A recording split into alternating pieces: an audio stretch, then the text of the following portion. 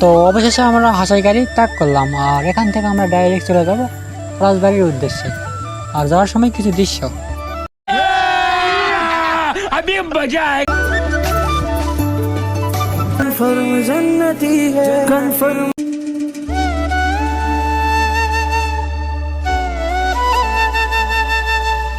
আর অবশেষে আমরা রাজবাড়ি পৌঁছে গেলাম। আসলে রাজবাড়িটা অনেক দিনের আগেকার পুরনো একটা বাড়ি, এখানে সবকিছু প্রায় ভেঙে ভেঙে গিয়েছে। হাসাইগাড়ি গেছিলাম, হাসাইগাড়ি থেকে আসার সময় এটা দেখলাম।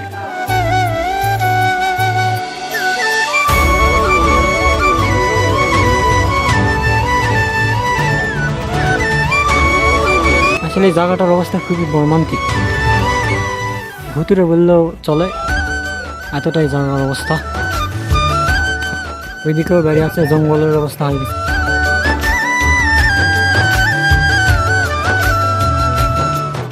আসে আমি নিচে আসে আর সবাই উপরে আছে, উপর থেকে সবার খালি ছবি তুলেছি আর আমি নিচ থেকে খালি দেখছি। আসলে 200 বছরকার রাজবাড়ি কতই ভালো হবে। তো ভিতরে যাই আপনার দেখাচ্ছি কীরকম হচ্ছে ভিতরের অবস্থা। সব এগুলা ভেঙে ভেঙে গেছে, রাজবাড়ির অবস্থা খুবই খারাপ, সব ভেঙে গেছে গা।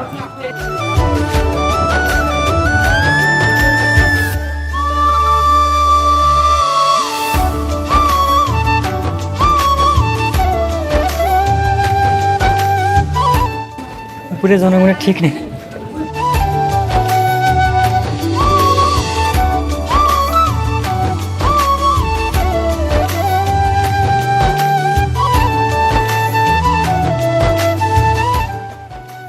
এখান থেকে উপরে উঠতেছি, উপরে উঠে দেখি উপরে কি অবস্থা দৃশ্য। ছাদের উপর থেকে দৃশ্যটা আসলে মর্মান্তিক ছিল। হয়তো ওখানে একটা ভাঙ্গা,